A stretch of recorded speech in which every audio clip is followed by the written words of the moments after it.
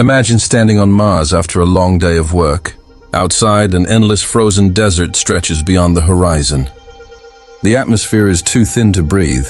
Radiation constantly bombards the surface. Dust storms can last for weeks. And yet, eventually, humans may live here permanently. But there's one major problem most people never think about. How would humans actually eat on Mars?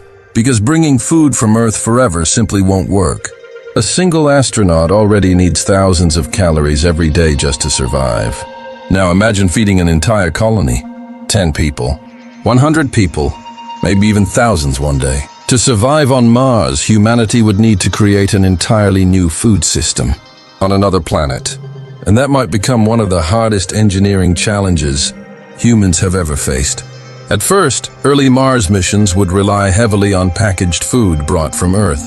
These meals would probably look similar to the food astronauts currently eat on the International Space Station: freeze-dried meals, vacuum-sealed containers, powdered drinks.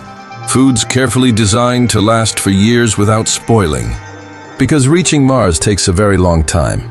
Depending on the positions of Earth and Mars, the journey could take around 7 to 9 months.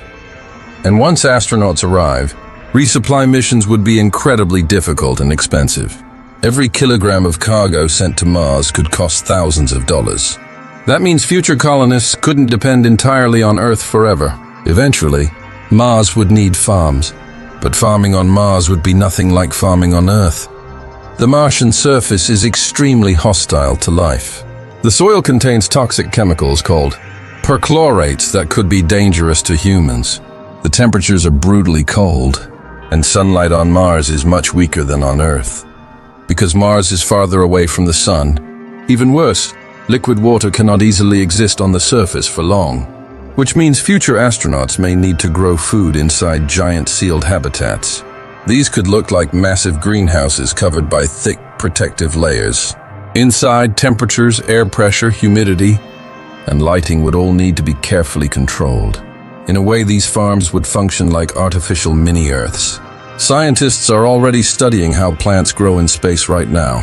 Astronauts aboard the ISS have successfully grown lettuce, radishes, and even chili peppers in microgravity. But Mars introduces entirely new problems. Lower gravity could affect how plants develop.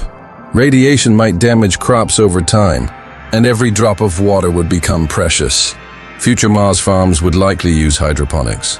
Instead of growing plants in soil, crops would grow directly in nutrient-rich water systems.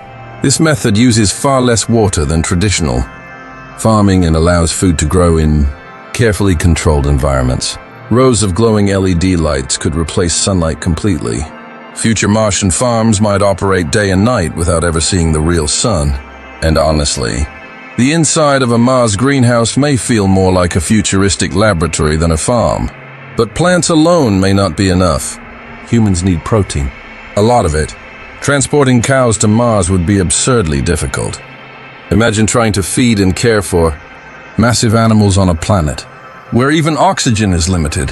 So future colonists may turn to very different food sources. One possibility is insects. Crickets, mealworms, and other insects are packed with protein while requiring far less food, water, and space than traditional livestock. Another possibility is lab-grown meat. Scientists are already developing technology that can grow real meat from animal cells without raising entire animals. Future Martian colonists might eat burgers grown inside bioreactors rather than on farms. And honestly, that may sound strange today, but to future generations born on Mars, it could feel completely normal. Water would become one of the most valuable resources on the planet. Future astronauts may extract water from underground ice buried beneath the Martian surface. Some regions of Mars are believed to contain enormous quantities of frozen water, but extracting it would require energy, machinery, and infrastructure. Nothing on Mars comes easily. And on top of all of this, food on Mars wouldn't just be about survival. It would also become psychological. Living on Mars could feel incredibly isolated. No fresh air, no oceans, no forests, no rain. Colonists might spend years inside metal habitats surrounded by lifeless desert.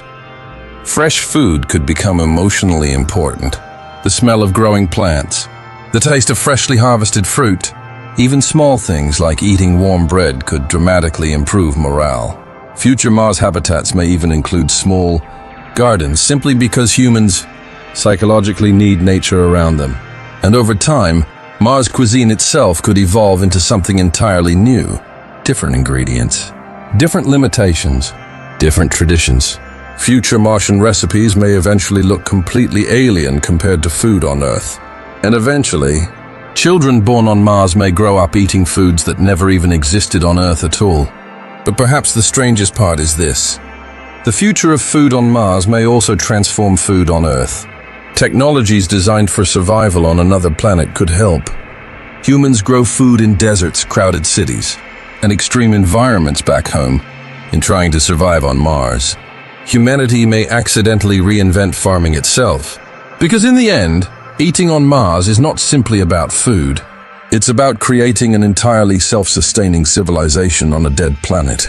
A civilization capable of surviving millions of kilometers away from Earth. And if humans ever truly become an interplanetary species, it may all begin with something surprisingly simple: learning how to grow dinner on another world.